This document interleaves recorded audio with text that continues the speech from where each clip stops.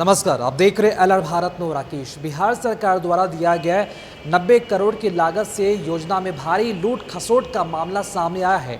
आपको ये बताते चले कि योजना के गुणवत्ता में भारी अनियमितता पाई गई है, जिसके बाद ये बड़ा खुलासा हुआ है और चौंका देने वाला खुलासा हुआ है।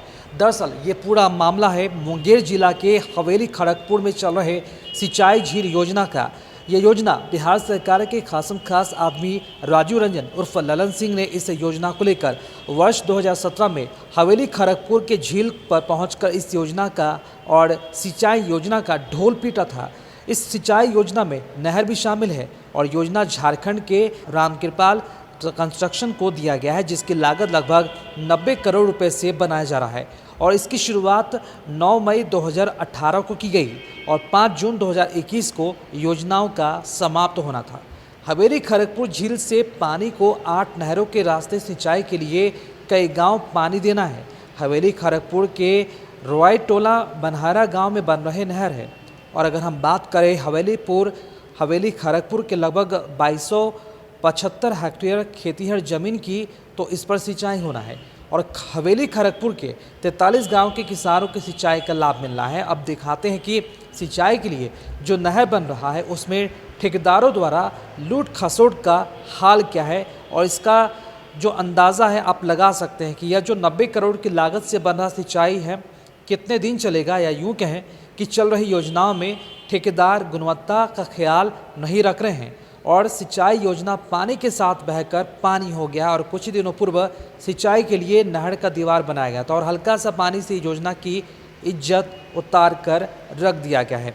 दूसरी ओर सिंचाई नहर से संबंधित जानकारी लेने कार्यपालक अभियंता सिंचाई प्रमंडल रामचंद्र के पास तारापुर पहुंचा गया तो टोका कार्यपालक अभियंता ने कैमरे के सामने कुछ भी बताने से इनकार किया और बाद में मीडिया के द्वारा कार्यपालक अभियंता समझाने पर तब जाकर योजनाओं के बारे में बताया और जब मीडिया के द्वारा योजनाओं में हो रही गड़बड़ी के बारे में जानकारी दी तो कार्यपालक अभियंता रामचरित ने अपना रोना शुरू कर दिया और कहा कि अकेला आदमी हो और कई प्रभार संभाल रहा है और जेई की भी कमी है।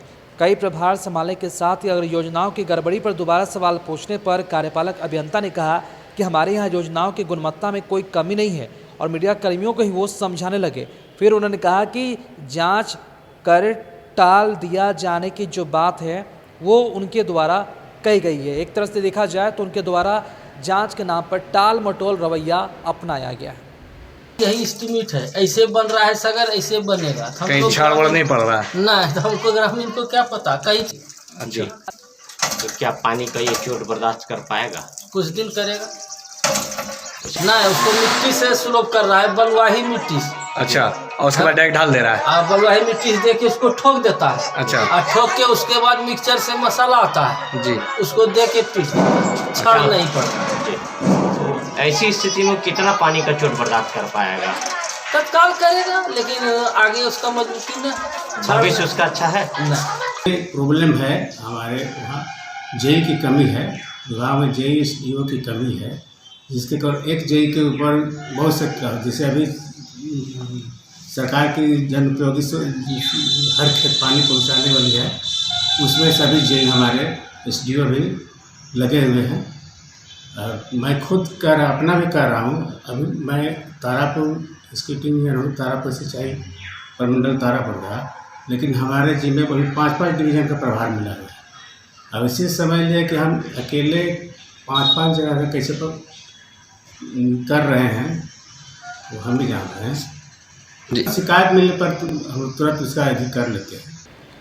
तो बिहार के मुख्यमंत्री नीतीश कुमार के महत्वाकांक्षी योजना में जो लूट खसोट की खबरें वो सामने आई है। हालांकि खुलासा जिस तरह से हुआ है बहुत ही संगीन मुद्दा है, संवेदनशील मामला है। हालांकि इस पर जांच का विषय है, जांच होनी चाहिए। अगर कोई इस पर दोषी पाया जाता है तो संबंधित लोगों पर कार्रवाई भी होनी चाहिए। खबरों में अपडेट बने रहने के लिए आप देखते रहिए एलआर भारत। नमस्कार।